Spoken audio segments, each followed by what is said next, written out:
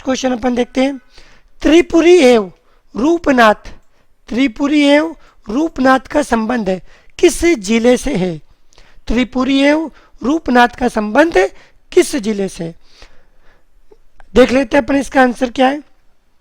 Answer है जबलपुर। इन दोनों का संबंध किससे है? जबलपुर से। मैं आपको इनके बारे में एक चीज और बता दूं इंपॉर्टेंट, कि जो त्रिपुरी है वह कलचुरी राजाओं की राजधानी थी। जो कलचुरी एक राजवंश का नाम था, कलचुरी, यह उसकी क्या थी? राजधानी थी। कौन? त्रिपुरी। दूसरा मैं आपको रूपनाथ के बारे में एक दूसरी जानकारी ये दे दूं कि जो रूपनाथ है यहाँ पर अशोक ने अभिलेख बनाया था। अगर आपसे ये भी पूछे कि अशोक का अभिलेख कहाँ पर मिलता है, तो अशोक का अभिलेख मिलता है रूपनाथ में। और ये रूपनाथ कहाँ पर आता है? यह आता है जबलपुर में।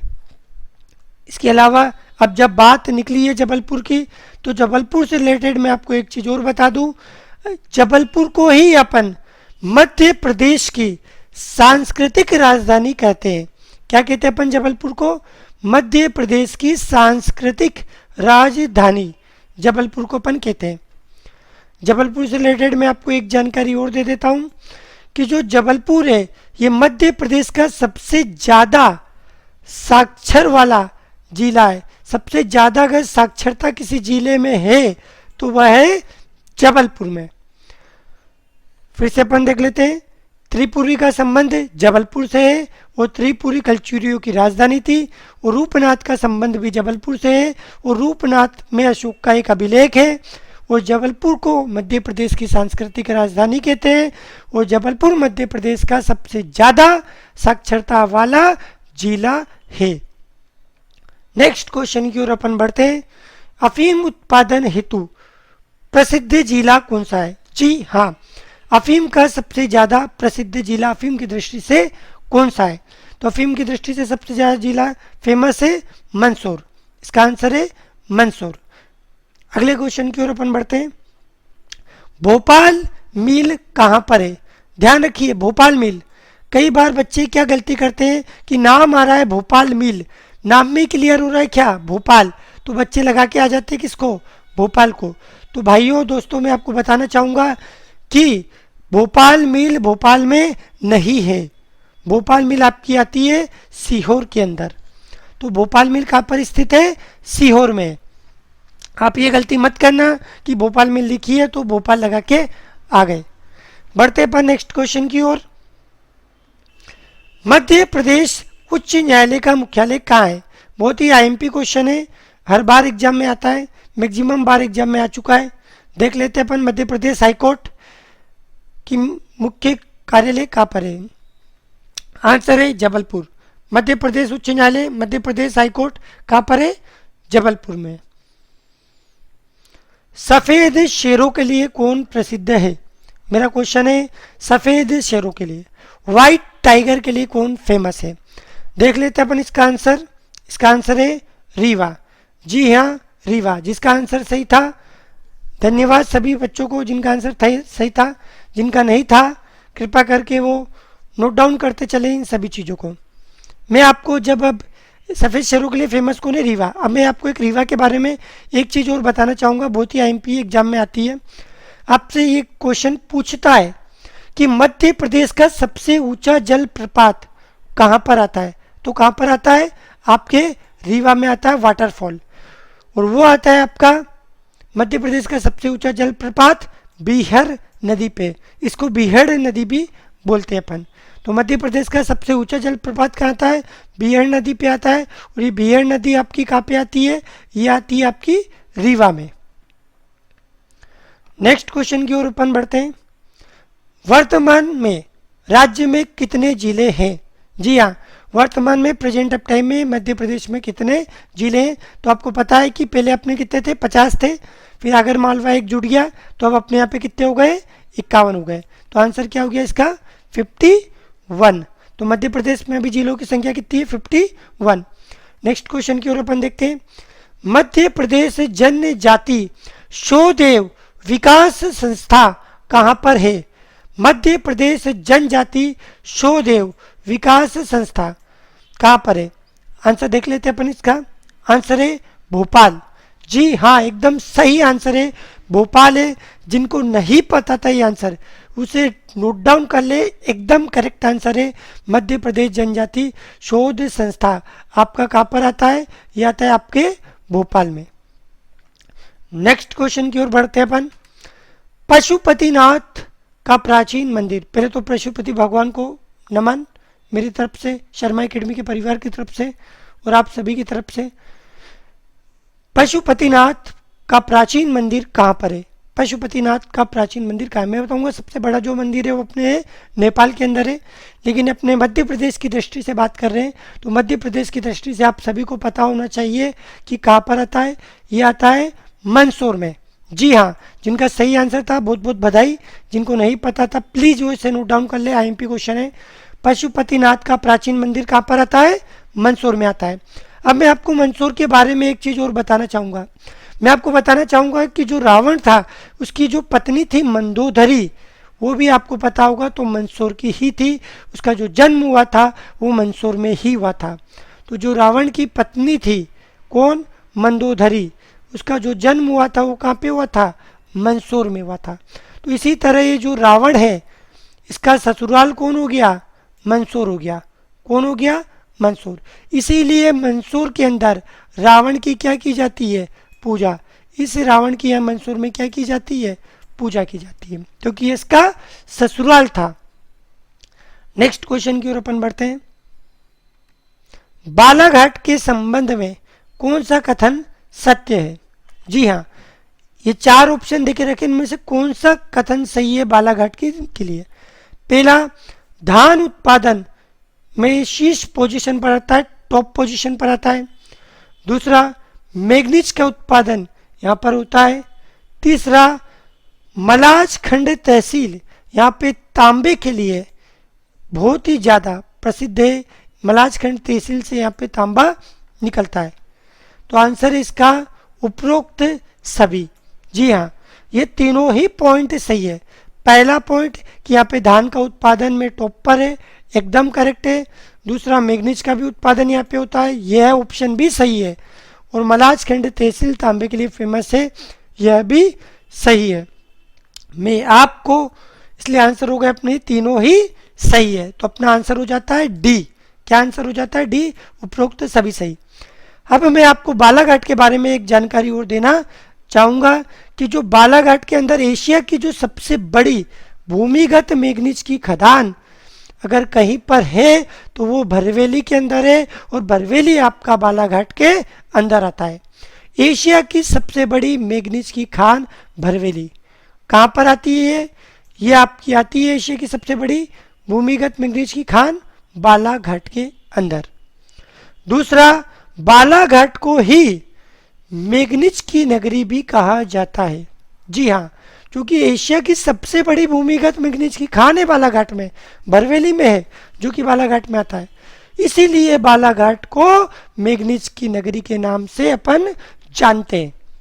अगले क्वेश्चन की ओर अगर अपन बढ़ते हैं, आपका धान विष्णु भोग उत्पादक में कौन है टॉप पर? धान विष्णु भोग मतलब धान, तो आंसर है बालाघाट। अगले क्वेश्चन की ओर अपन बढ़ते हैं। वर्तमान में राज्य में कितने संभाग है? जी, एमपी में अभी वर्तमान में कितने संभाग है? मध्य प्रदेश में संभाग कितने हैं? आंसर है 10। 10 वर्तमान में मध्य प्रदेश में संभाग है। अगला क्वेश्चन देखते हैं। गजक के लिए कौन प्रसिद्ध है? गजक के लिए फेमस कौन है? तो आप देखिए, गजक देखते से आप देखो मुंह में पानी टाइप का आ जाता है, एकदम फेमस है गजक के लिए कौन? आपका मुरैना। आंसर है मुरैना। नेक्स्ट क्वेश्चन की ओर अपन बढ़ते हैं। सीहोर के लिए कौन सा कथन सत्य है? सीहोर के लिए पहला, बुधनी के लिए रेलवे स्लीपर बनाए जाते हैं, एकदम सही। सीहोर में ही रेलवे स्लीपर बनते हैं बुधनी के लिए, तो आंसर पहला अपना क्या हो गया? सही हो गया। अब अपन दूसरे ऑप्शन पे देखते हैं। देश का पहला आवासीय खेल विद्यालय स्थापित किया गया, ये भी एकदम आंसर सही है, सीहोर में ही स्थापित किया गया है। तीसरे की ओर अपन बढ़ते हैं। कोलार नदी, जी हाँ, कोलार नदी कहाँ से निकलती है? तो पता ही है कोलार नदी कहाँ से निकलती है? सीहोर से निकलती है। कोलार जो नदी है ये कहाँ से निकलती है? सीहोर से निकलती है। और कोलार जलाशय परियोजना भी कहाँ पर है? सीहोर के अंदर ही है। तो आंसर पहला भी आपका सही है, आंसर दूसरा भी सही है, आंसर तीसरा भी सही है, मतलब तीनों के तीनों ही सही है। और मेरा आंसर हो गया उपरोक्त सभी। बुधनी में ही रेलवे के स्लीपर, बुधनी के लिए जो रेलवे स्लीपर बनाए जाते हैं वो सीहोर में बनाए जाते हैं। देश का पहला आवासीय खेल विद्यालय सीहोर में है। कोलार नदी सीहोर में निकलती है, कोलार जलाशय सीहोर से निकलता है। सीहोर के बारे में आपको एक जानकारी मैं और देना चाहूँगा कि सीहोर का जो प्राचीन नाम था वो था सिंहपुर। क्या नाम था? सिंहपुर। सीहोर को अपन सिंहपुर के नाम से भी जानते थे, वो सिंहपुर से ही शब्द बना था आपका सीहोर। नेक्स्ट क्वेश्चन की ओर अपन बढ़ते हैं। उज्जैन जिले का प्राचीन नाम, जी हाँ, उज्जैन जिले का प्राचीन नाम क्या था? तो सभी को पता होगा, जहां तक इसका आंसर है अवंतिका। उज्जैन का प्राचीन नाम था अवंतिका। उज्जैन के बारे में आपको एक जानकारी मैं और देना चाहूंगा कि यहाँ पर एशिया का सबसे बड़ा सोयाबीन संयंत्र अगर कहाँ पर है तो वो उज्जैन के अंदर ही है। एशिया का सबसे बड़ा सोयाबीन संयंत्र अगर कहाँ पर है तो उज्जैन में। ध्यान से देखिए, पूरे एशिया का, यहाँ बात हो रही है एशिया के लेवल पे, पूरे एक महाद्वीप की बात हो रही है और उसमें उज्जैन का नाम आ रहा है। दूसरी चीज मैं आपको और बताना चाहूंगा कि उज्जैन को ही राजा विक्रमादित्य ने अपनी राजधानी बनाया था। अगर पूछ ले उज्जैन किसकी राजधानी थी तो उज्जैन राजा विक्रमादित्य की राजधानी थी। नेक्स्ट क्वेश्चन की ओर अब अपन बढ़ते हैं। आपका नेक्स्ट क्वेश्चन ये रहा आपका कोल बेड मीथेन सोहागपुर में किस जिले में? मतलब जो कोल बेड मीथेन के जो भंडार है ये आते हैं सोहागपुर में। कोल ब्रेड मीथेन के भंडार कहाँ थे? सोहागपुर में। और ये सोहागपुर कहाँ पर आता है ये आपसे क्वेश्चन पूछा गया है। तो ये सोहागपुर आता है आपके शहडोल में। सोहागपुर कहाँ पे आता है? शहडोल में आता है, जहाँ पर कोल ब्रेड मीथेन गैस के भंडार पाए जाते हैं। मैं आपको बताना चाहूँगा जो शहडोल है, शहडोल ये सहस्त्रडोल शब्द से मिलके बना है। शहडोल किससे मिलके बना है? सहस्त्रडोल। सहस्त्रडोल शब्द से मिलके कौन बना? शहडोल। और इसका नाम हो गया शहडोल। उस जिसका मतलब होता है, जिसका आशय होता है हजार तालाब। फिर से कोल ब्रेड मीथेन के भंडार सोहागपुर में है और ये सोहागपुर आता है शहडोल में। उस शहडोल शब्द की जो उत्पत्ति हुई है वो सहस्त्रडोल शब्द से हुई है। वो सहस्त्रडोल शब्द का मतलब होता है हजारों तालाब, और सहस्त्रडोल शब्द से बना है शब्द मेरा शहडोल। अगले क्वेश्चन की ओर अपन बढ़ते हैं। चूना नगरी के रूप में कौन प्रसिद्ध है? बहुत ही आईएमपी क्वेश्चन है, एग्जाम में आने की पूरी पूरी संभावना है। चूना नगरी के लिए अगर कोई फेमस है तो चूना नगरी के लिए फेमस है आपका कटनी। और मैं आपको बताना चाहूंगा जो कटनी है ये जबलपुर से पृथक हुआ था। दोस्तों भाइयों, पहले जबलपुर का ही भाग था कटनी, लेकिन 1998 में ये बना था जबलपुर से अलग होकर। तो चूना नगरी का के लिए ये चूना और इसके लिए फेमस हुआ ये मेरा कटनी। और ये कटनी किससे अलग हुआ था? जबलपुर से। अगला क्वेश्चन की ओर अपन बढ़ते हैं। नेक्स्ट क्वेश्चन ये रहा आपकी स्क्रीन पर। इसका मैं माफ़ी चाहूँगा, पहले मैं एक बार थोड़ा सा और बता दूं कि जो कटनी है, कटनी का प्राचीन नाम था मुडवारा। क्या नाम था कटनी का? मुडवारा। तो चूना नगरी के लिए फेमस है कटनी। वो कटनी जबलपुर से अलग होकर 1998 में बना था। वो कटनी का प्राचीन नाम था मुडवारा। नेक्स्ट क्वेश्चन की ओर अपन बढ़ते हैं। हीरा उत्पादन के लिए, जी हाँ, ये रहा भोपाल किसके लिए फेमस है? जी हाँ, भोपाल किस चीज के लिए फेमस है अपन देख लेते हैं। जो आपका भोपाल है, मैं बताना चाहूँगा भोपाल के अंदर ही विधानसभा भवन आता है, भोपाल के अंदर ही भारत भवन आता है और ये झीलों के लिए भी फेमस है। तो मेरा आंसर हो गया उपरोक्त सभी। मेरा आंसर क्या हो गया? उपरोक्त सभी। अगला क्वेश्चन अपन देखते हैं। बाबा साहब भीमराव अंबेडकर साहब के पहले तो चरणों में मैं प्रणाम करता हूँ, जिन्होंने भारत का संविधान का निर्माण करा तथा दलित लोगों को, पिछड़े लोगों को उनका अधिकार दिलाया, उनको उनका सम्मान दिलाया। तो बाबा साहब अम्बेडकर के चरणों में पहले तो नमन। अब मैं आपको बताना चाहूँगा, मध्य प्रदेश सरकार ने एक बहुत ही अच्छा काम करा है, और वो ये करा है कि बाबा साहब अम्बेडकर के नाम पर एक जिले का नाम रखा है। तो किस जिले का नाम रखा है? महू का। तो महू का नाम बाबा साहब अम्बेडकर ने, मध्य प्रदेश सरकार ने बाबा साहब अम्बेडकर के नाम पर रखा है। अगला क्वेश्चन अपन देखते हैं। मध्य प्रदेश का सर्प उद्यान कहाँ पर स्थापित है? जी हाँ, मध्य प्रदेश का सर्प उद्यान कहाँ पर स्थित है? देख सकते हैं ये रहा सांप, एकदम छुपा हुआ बैठा है, आप देखिए बिल के अंदर, पेड़ पौधों के अंदर। तो मध्य प्रदेश का सर्प उद्यान कहाँ पर है? तो मध्य प्रदेश का सर्प उद्यान कहाँ पे स्थापित किया जा रहा है? वो किया जा रहा है भोपाल में। जी हाँ, मध्य प्रदेश का सर्प उद्यान कहाँ पे स्थापित किया जा रहा है? भोपाल में। अगला क्वेश्चन, झाबुआ के संबंध में कौन सा कथन असत्य है?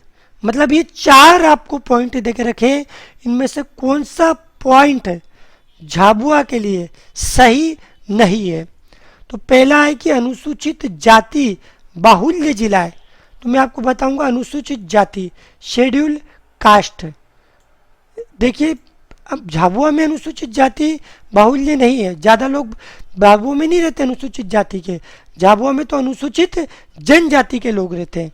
ध्यान से समझिए, अनुसूचित जाति के लोग नहीं रहते, यहाँ पे रहते हैं जनजाति के लोग, अनुसूचित जनजाति के लोग। तो पहला ऑप्शन अपना क्या हो गया? गलत। दूसरा, भील जनजातियाँ पाई जाती है, तो बिल्कुल सही है, भील जनजातियाँ पाई जाती है, देख सकते हैं आप। दूसरा, मेघनगर औद्योगिक केंद्र, जी बिल्कुल, झाबुआ के अंदर एक औद्योगिक केंद्र भी है जिसका नाम मेघनगर है, झाबुआ में, एकदम राइट है। आदिवासी शोध संचार केंद्र है, तो ये ऑप्शन भी मेरा क्या है? सही है। तो झाबुआ के लिए 3 कथन सही है। पहला तो मेरा भील जनजातियाँ पाई जाती है, दूसरा मेघनगर औद्योगिक केंद्र है, तीसरा आदिवासी शोध संचार है। तो आंसर है ये तीनों ही सही है। झाबुआ से रिलेटेड मैं आपको एक जानकारी और दे दूं, बहुत ही आईएमपी क्वेश्चन है, बार बार एग्जाम में आता है कि झाबुआ के अंदर एक बहुत ही फेमस भागोरिया हाट का मेला लगता है। जी हाँ, भगोरिया हाट, आप देख सकते हैं ये भगोरिया हाट का मेला लगता है। कहाँ पर? झाबुआ में। और झाबुआ में आप देखना जो मुर्गा, आप देखना मुर्गा, कड़कनाथ मुर्गा, बेहतरीन मुर्गा आता है। आप देखना मुर्गों की किस्म में बेहतरीन, जो नॉनवेज खाते हैं उनके लिए बहुत ही प्रिय रहता है। आप देखिए ये भगोरिया कड़कनाथ मुर्गा, आप देख सकते हैं कड़कनाथ मुर्गा भी कहाँ पाया जाता है? झाबुआ के अंदर। ये झाबुआ में पाया जाता है, बहुत ही महंगा बिकता है। आप देखना हजारों रुपए में इसकी कीमत होती है कड़कनाथ मुर्गे की। शर्मा एकेडमी का वीडियो लेक्चर देखने के लिए बहुत बहुत आपका धन्यवाद। बस आज के लिए मुझे आप आज्ञा दीजिए, नेक्स्ट टाइम मैं आपके लिए और इस तरह के कुछ इंपॉर्टेंट क्वेश्चन लेके आ सकूं। प्लीज़ आपसे मेरा निवेदन है, अगर आपको लगा हो कि ज़रूर इसमें रिलेटेड आपको कुछ इंपॉर्टेंट क्वेश्चन मिले तो प्लीज़ आप मेरे इस वीडियो को लाइक करना ना भूलें, और प्लीज़ एक कमेंट करके आपके सुझाव मेरे तक आप ज़रूर पहुंचाएं। और प्लीज़ अगर आप पहली बार अगर मेरा वीडियो लेक्चर देख रहे हैं और अभी तक आपने मेरा चैनल सब्सक्राइब नहीं करा है तो इसे सब्सक्राइब जरूर कर लें, और उसके आगे एक बेल आइकॉन होगा, उस पर आप क्लिक कर दें, ताकि मैं जब भी कोई भी नया वीडियो लेक्चर अपलोड करूं तो उसकी जानकारी आप तक पहुंच जाए। तो और अपने दोस्तों तक इसको ज़रूर शेयर करें, ताकि आपके जो भी दोस्त, ज़रूरतमंद जो दोस्त है, जो देखना चाहते हैं, उनको भी ये जानकारी मिल पाए। तो अपने दोस्तों के साथ इसे ज़रूर शेयर करिए। और प्लीज़ दोस्तों, आपसे निवेदन है, इसे लाइक ज़रूर करिए और ज़्यादा से ज़्यादा शेयर करिए, क्योंकि जितना ज़्यादा आप मेरे वीडियो लेक्चर को लाइक करते हैं, इसे जितना ज़्यादा आप शेयर करते हैं, उतना ही मेरा मनोबल बढ़ता है, तो और उतनी ही मुझ में एनर्जी आती है, ताकि मैं आपके लिए और बढ़िया से बढ़िया लेक्चर मैं आपके लिए तैयार कर पाऊँ और आप तक रख पाऊँ। तो आपसे निवेदन है, प्लीज़ लाइक करिए, सब्सक्राइब करिए, और अगर आपको कुछ भी जानकारी चाहते हैं तो आप हमसे संपर्क कर सकते हैं। हमारा ये एड्रेस है 2nd floor national typing institute, Patnipura चौराहा, इंदौर। जी हाँ, हमारी एकेडमी आती है इंदौर में, और इंदौर में हमारा एकमात्र सेंटर है वो है पाटनीपुरा चौराहा। कभी भी आप विजिट करें तो पहले एक बार कॉन्टैक्ट नंबर पे हमें कॉल ज़रूर करें। हमारी इंदौर में कोई भी ब्रांचेस नहीं है, एकमात्र ब्रांच एक ही है। और हमारी ये वेबसाइट है www.sharmaacademy.com। इस वेबसाइट पर आप जाकर फ्री वीडियो लेक्चर देख सकते हैं।